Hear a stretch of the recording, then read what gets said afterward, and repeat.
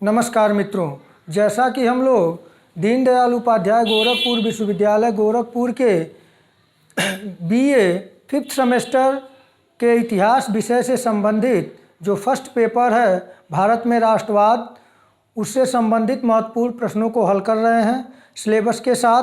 तो इसमें हम लोग पहला जो यूनिट था भारत का प्रथम स्वतंत्रता संग्राम, कारण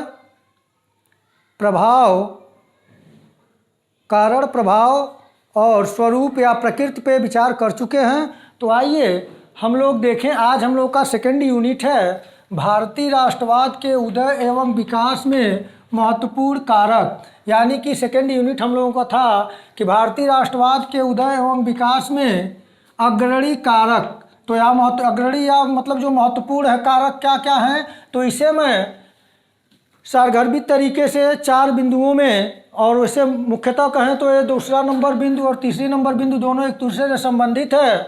तो यहाँ 4 भागों में बांटने का प्रयास मैं किया हूँ। और यहाँ पे 4 जो भाग है उसमें आप पहला है अंग्रेजी शिक्षा को हम रखते हैं, रखने के लिए लोग मध्यम वर्ग को रखते हैं या सामाजिक धार्मिक सुधार आंदोलन को रखते हैं, समाचार पत्र तो मान लीजिए ठीक है दूसरे या तीसरे या चौथे नंबर पे रह सकता है। लेकिन यहाँ 2-3 चीज़ बताने का मैं गौर करूँगा। अंग्रेजी शिक्षा का प्रभाव था भारतीय राष्ट्रवाद के उदय और विकास में। मध्यम वर्ग का उदय, अंग्रेजी शिक्षा के फलस्वरूप ही मध्यम वर्ग का उदय हो रहा है, न कि उसके पहले, ये भी बात ध्यान देने योग्य है। और तीसरा है सामाजिक धार्मिक सुधार आंदोलन। और जब मध्यम वर्ग का उदय हो रहा है तो यही लोग समाज में सामाजिक और धर्म के नाम पे जो आडंबर फैला था उसका विरोध कर रहे हैं। और ये लोग मिलके यानी कि मध्यम वर्ग जो सामाजिक और धार्मिक सुधार संगठनों का निर्माण किया, उन्हीं लोगों ने समाचार पत्र का भी प्रकाशन किया और देश को जागरूक, राष्ट्र को जागरूक करने का प्रयास किया। तो देखें हम भारतीय राष्ट्रवाद के उदय और विकास में महत्वपूर्ण कारण में पहले अंग्रेजी शिक्षा की बात मैं कर रहा हूं। तो अंग्रेजी शिक्षा कैसे, तो यहां आप देखें 1835 ईस्वी का मैकाले घोषणा पत्र भारत आया। मैकाले का घोषणा पत्र 1835 ईस्वी में प्रकाशित हुआ और उस मैकाले घोषणा पत्र को तत्कालीन भारत का प्रथम गवर्नर जनरल जिसे कहते हैं लॉर्ड विलियम बेंटिक ने उस पर मुहर लगा दी और उसने भारत में अंग्रेजी शिक्षा को लागू कर दिया। तो 1835 का मैकाले मिनट ये बहुत महत्वपूर्ण बिंदु है।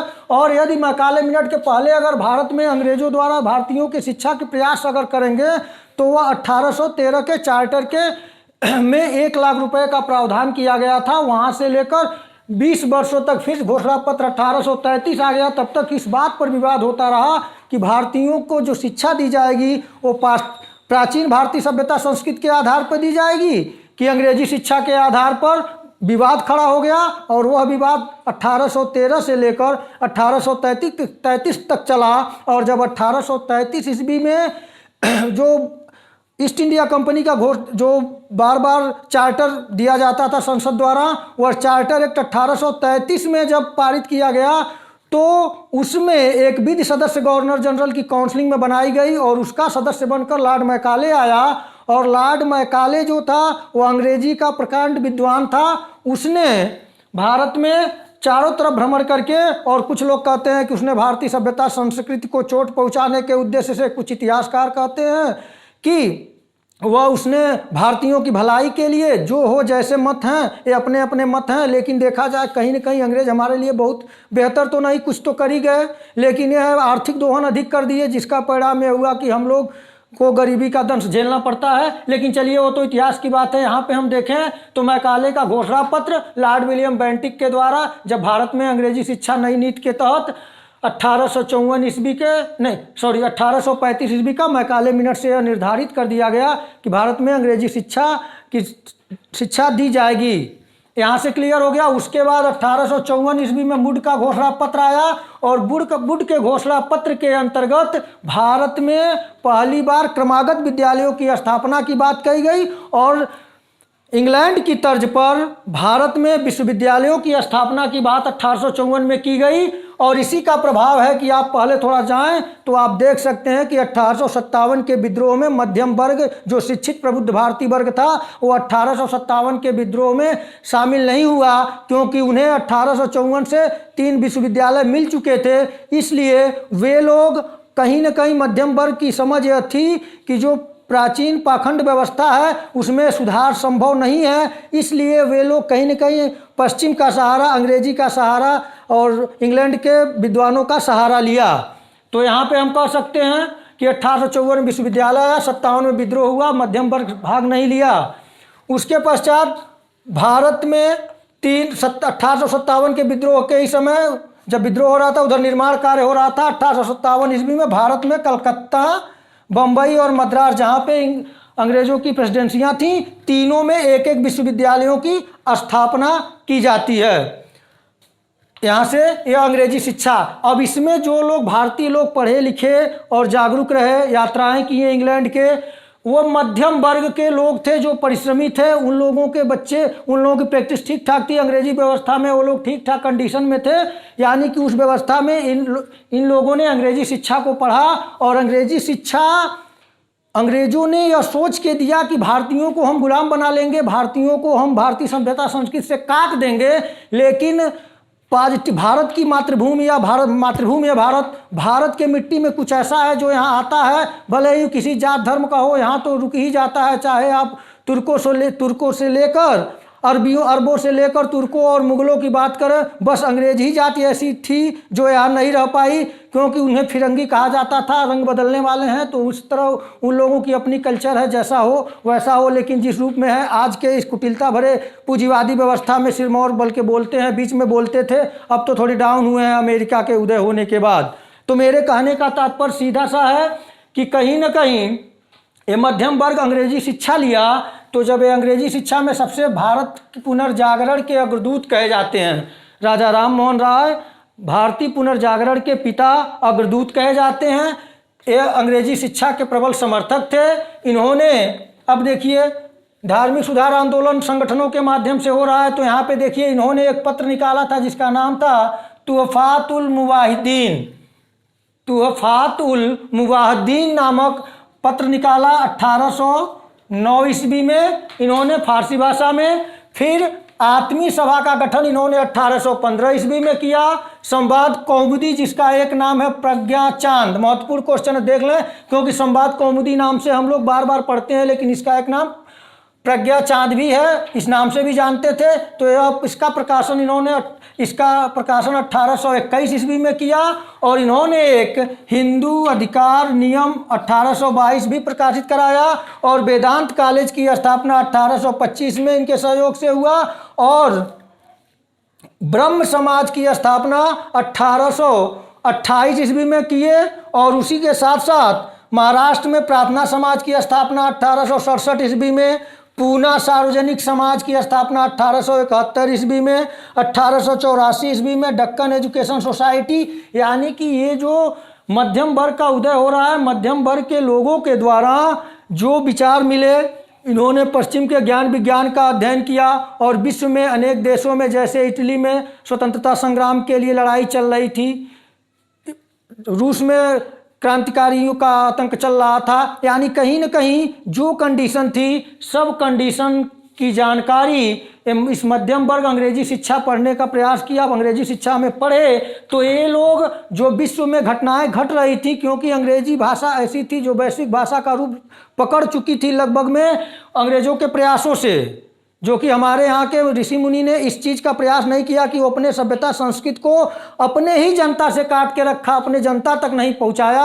यह सबसे बड़ा दोष रहा। अगर जनता तक पहुँचाते तो कहीं न कहीं जनता, आज भी हम देखते हैं कि भाषा एक सशक्त माध्यम है, मतलब जन जागरूकता का, तो जन जागरूकता हो चुकी रहती, लेकिन यहाँ पे इन लोगों की असफलता कहें या परिस्थितियों का दोष कहें, उस पर विचार न करें। लेकिन यहाँ पे हम लोग विचार करें इस समय कि जो हम लोगों का टॉपिक है, इस टॉपिक में इन मध्यम वर्गीय में लोगों और उनके द्वारा समाचार पत्र और उनके द्वारा जो समाज की स्थापना किया गया, ये सब महत्वपूर्ण कारण रहा। तो इसे आप तैयार कर लेंगे कि कौन कब प्रकाशित हो रहा है। 1809 में तुहफातुल मुवाहिदीन आत्मी सभा का स्थापना कब हो रही है? 1815 में। संवाद कौमुदी प्रज्ञाचार्य का प्रकाशन 1821 में। हिंदू उत्तराधिकार नियम 1822 राजा राम मोहन, ये सब राजा राम मोहन राय की हैं। वेदांत कॉलेज की स्थापना 1825 में। ब्रह्म समाज की स्थापना किसने किया? तो राजा राम मोहन राय। तो यहाँ तक राजा राम मोहन राय से संबंधित पत्र पत्रिकाएं और संगठन है, समाज है, इसे आप तैयार कर लेंगे।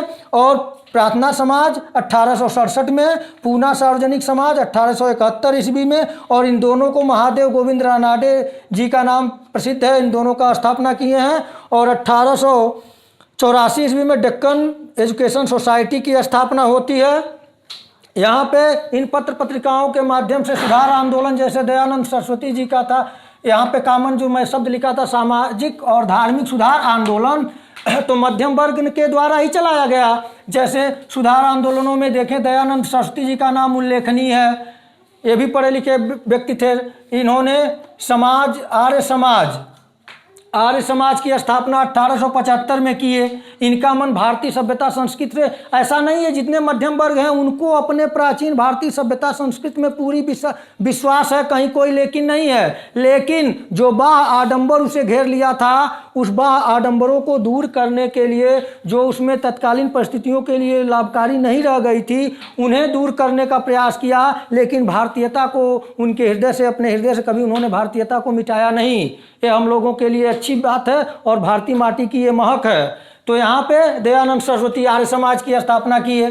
1875 में बम्बई में स्थापना की है, लाहौर में इसका मुख्यालय था। शुद्धि आंदोलन इन्होंने चलाया। इन्होंने नारा दिया, वेदों की ओर लौटो।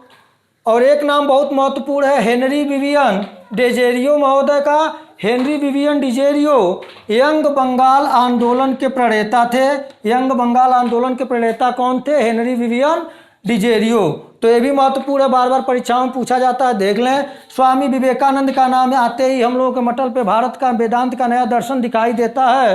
तो स्वामी विवेकानंद ने रामकृष्ण मिशन की स्थापना जब शिकागो शहर से 1893 ईस्वी में विश्व धर्म सम्मेलन को संबोधित करके पूरे विश्व को आश्चर्यचकित में डाल दिया कि भारत इतना महान देश है, उसके बाद अंग्रेज बार बार कहते हैं कि हम उनको सिखा रहे हैं, उन्हें श्रेष्ठ बना रहे हैं। उसका भी प्रभाव पड़ा था, हमारे नेशनल मूवमेंट पे दबाव पड़े थे विश्व के देशों के द्वारा कि ब्रिटेन में कि वहाँ की एक मनीषी आया है जो कि युवा है और इतनी बेहतर आध्यात्मिकता की बातें और विश्व में श्रेष्ठता का ज्ञान उसके पास है। तो उनका वहाँ से लौटने के बाद 1897 में एक रामकृष्ण मिशन, जो इनके गुरु थे रामकृष्ण जी, उनके नाम पे रामकृष्ण मिशन की स्थापना 1897 ईस्वी में किए।